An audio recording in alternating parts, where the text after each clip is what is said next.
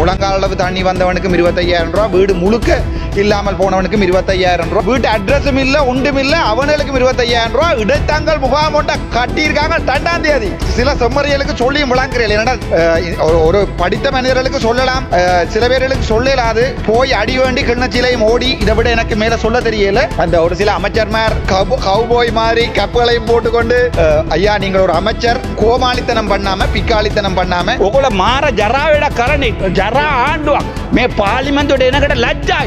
මං ඇතුළේ එනකොට ඇත්තට මට ලැජ්ජයි හිතුණා. කොච්චර ජරාවේ එක ආමි කෙනෙකුට සප්පාතු නැහැ, සෙරුප්පු නැහැ, උට ඉන්න දෙයක් නැහැ. පානුයි පරුපුයි කන්නේ ඒගොල්ලෝ කැම්ප් එකේ. අපි හිතවතෙන් කියන්නේ, අපි හත්දාසියෙන් කියන්නේ මට එදා බේරගත්තේ සිංගල කොල්ලෙක්, සිංගල රඩවිරුවෙක්. NBPට වැඩ කරපු බල්ලුන්ටනේ දෙන්නේ ඒක. ඒ නිසා කරුණාකරලා දක්ෂ දකය ලැජ්ජාව වචන භාවිතයේදී පරිස්සම් වෙන්න මගේ මන් දන්න වචනේ පාවිච්චි කරන්නේ නැත්තම් කන්සාඩ් එක අයින් කරන්න කිසි අවුලක් නැහැ. හැන්සාඩ් එකෙන් අයින් කරන්න මේ මට තේරෙන්නේ සිංහල මෙච්චරයි. හරි මේ ඔබතුමීට අවුල්ද? මම සිංහලෙන් කතා කරන්නේ. නෑ බල්ලා වගේ වචන බල්ලා කියන්නේ බල්ලා is a dog. தேங்க்யூ மூலாசன மதுரத்துமணி. இன்றைய தினம் இந்த மறுபடியும் இந்த பாராளுமன்றத்திலே நான் வந்து உரையாற்ற முடியுமாக இருந்தால் நான் நினைக்கிறேன் என்னுடைய தேசத்தின் தெய்வங்கள் வழிவந்தவர்களுமே நின்ற உதவியால் இன்றைய மறுபடியும் இன்றைய தினம் பாராளுமன்றத்திலே வந்து நாள் கதைக்கக்கூடியதாக இருக்கிறது. இந்த நேரத்திலே தங்களுடைய உறவுகளை இழந்து, தங்களுடைய நிலங்களை இழந்து, தங்களுடைய வீடுகளை இழந்து, சொந்தங்களை இழந்து, வாழ்க்கையில் நம்பிக்கை இல்லாமல் போகின்ற ஒவ்வொரு நிமிடங்களையும் நான் உங்களோடு இருப்பேன் என்பதை சொல்லிக்கொண்டு, என்னை நேசிக்கும் உறவுகள் அனைவருக்கும் இனிய காலை வணக்கங்களையும் சொல்லிக்கொண்டு, முக்கியமான விடயம் வடக்கு மாகாணத்திலே நான் பார்த்தேன் அண்மைய தினத்திலே 36 கோடி யாழ்ப்பாணத்துக்கு அனுப்பப்பட்டிருக்கிறது. மிகவும் கவலையான விடயம்.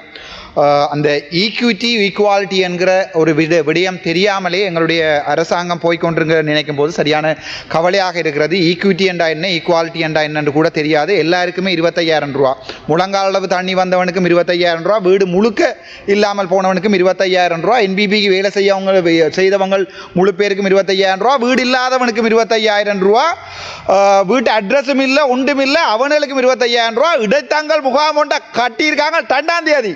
அந்த இடத்தங்கள் முகாம் 30ஆம் தேதி மழை வந்து 2ஆம் தேதி இடத்தங்கள் முகாமில் நான் கதைக்க விரும்பல. என்னடா முன்னால கணவர் இருக்கணும்.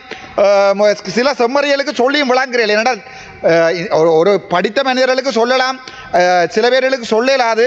போய் அடி வேண்டி கிண்ணச்சிலையும் ஓடி இதை விட எனக்கு மேலே சொல்ல தெரியல.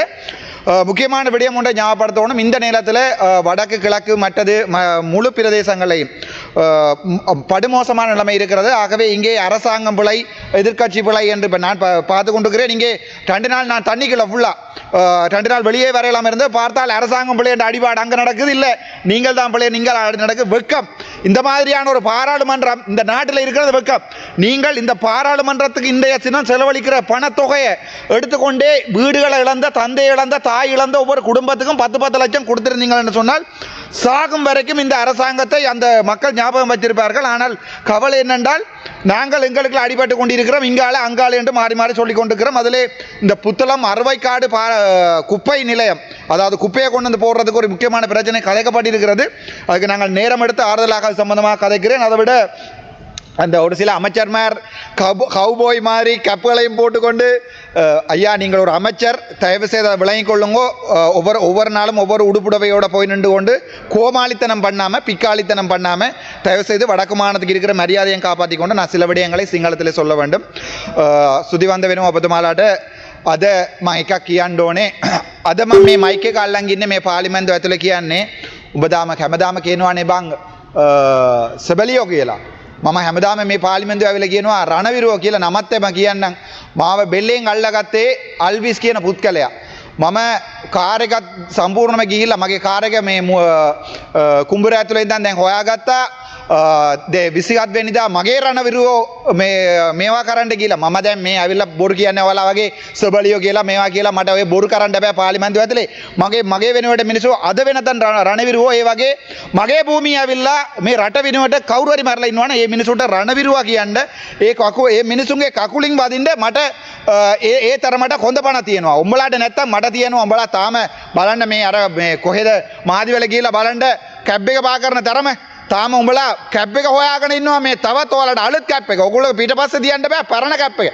ලැජ්ජාවේ බං එන්න මේ අන්ඩර්වෙයාරත් එක පාර්ලිමේන්තුවක මම දෙන්නම් ඔයගොල්ලෝට.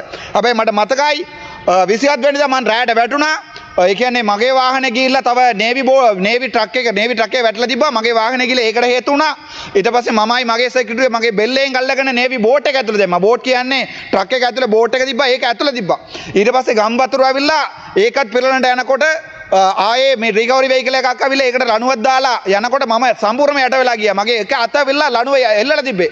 කොල්ලෙක් නේවි කොල්ලෙක් කඩාගෙන ගියා මේ වතුරට. එයාව අද හොයන්න නැහැ. එයා කොහොම හරි ගිහිල්ලා බේරුණා. තව මේ ගහෙන් එල්ලලා. ඒ කොල්ලා අද නැත්තම් තමුන්නාසලාගේ ජනාධිපති ඇවිල්ලා මේ කිව්වේ මේ නේවි හමුදාව අඩු කරනවා. ඊට පස්සේ මේ ගුවන් හමුදාව අඩු ලැජ්ජාවේ බාන් උඹලා ලැජ්ජා වෙන්න ඕනේ මේ වගේ ආණ්ඩුවක් කරන්න. අර ළමයි මාව දාලා යනකොට මට ජැකට් එකක් දීලා එයාගේ නම ඇල්විස් වෙන්න ඕනේ නම කියන්න බෑ කිව්වා මම පාර්ලිමේන්තුවේ කියන බය නිසා. මේ එයා වතුර හොදගෙන ගියා. ඌගේ බොඩියට මාද කණ්ඩ තිබ්බේ. දැන් හමුදාවේ 6ක් 7ක් 8ක් විතර මරලා තියෙනවා. තමුන්නාසලාගේ මන්න මේ ඩිපියුටි මිනිස්ටර් තින්නවා ලයිෆ් ජැකට් එකක්වත් නැහැ. ඊට පස්සේ මාව හොයන්න ආවිල්ලා තව ට්‍රක් එකක් ඒක ඇවිල්ලා පෙරළුණා. එතන හමුදාවේ 30ක් හිටියා 30 දෙනාටම ලයිෆ් ජැකට් නැහැ.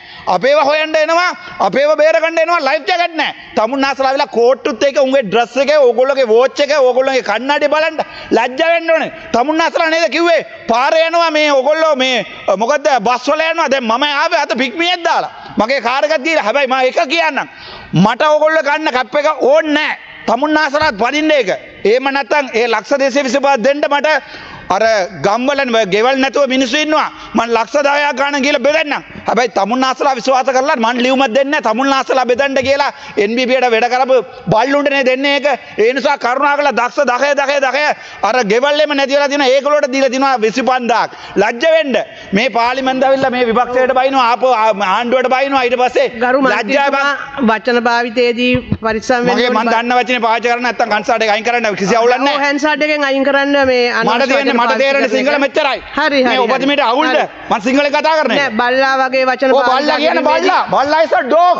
dog එකට dog තමයි කියන්නේ. හරි හැන්සර්ට් එක ලැජ්ජා වෙන්න ඕනේ. ඔබතුමී ඕන නම් ගිහලා හැන්සර්ට් එක අයින් කරගන්න මට කිසි අවුලක් නැහැ. මට දන්න මට කතා කරන්න පුළුවන් සිංහල මෙච්චරයි. හරි. ඔයා හැමදාම මට කරදර කරනවා. කරදර කරන්න එපා.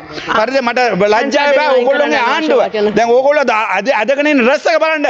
එක MB කෙනෙක්වත් අමාරු වෙන්නවද කියන්නේ? ඔක්කොම ගොඩ ගිහිල්ලා. හැබැයි මිනිස්සු ගම්බොලේ කොත්මලේ මේක ඩෑම් එක ඇරලා මිනිස්සු ඔක්කොම යට ගිහිල්ලා තියෙන්නේ. හැබැයි මට මෙතනින් ඇවිල්ලා කියන්න බෑ උඹලා වැරදක් කරා මේගොල්ලෝ වැරදක් කරා කියලා.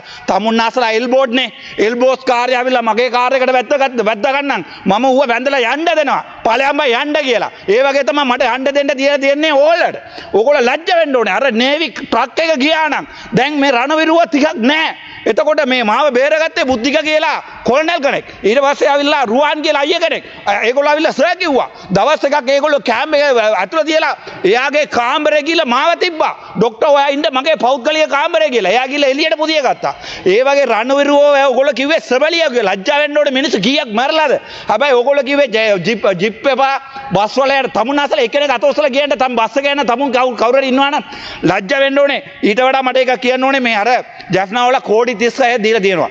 ඒ කෝඩි 36 ඕගොල්ලෝගේ NBBට වැඩ කරපු මිනිසුන්නේ බෙදන්නේ. අයියෝ මේ ආණ්ඩුවේ මිනිසුන්ගේ සල්ලි අපරාධ කරන්නේ. ගිහින් බෙදපම් මේක ඔක්කොම ටික ගිහලා මේ වතකොර ජනතාවට ඕගොල්ලෝ මාර ජරා වැඩ කරන්නේ. ජරා ආණ්ඩුවක්. මේ පාර්ලිමේන්තුවට එනකොට ලැජ්ජයි. මං ඇතුළේ එනකොට ඇත්තට මට ලැජ්ජයි හිතුණා.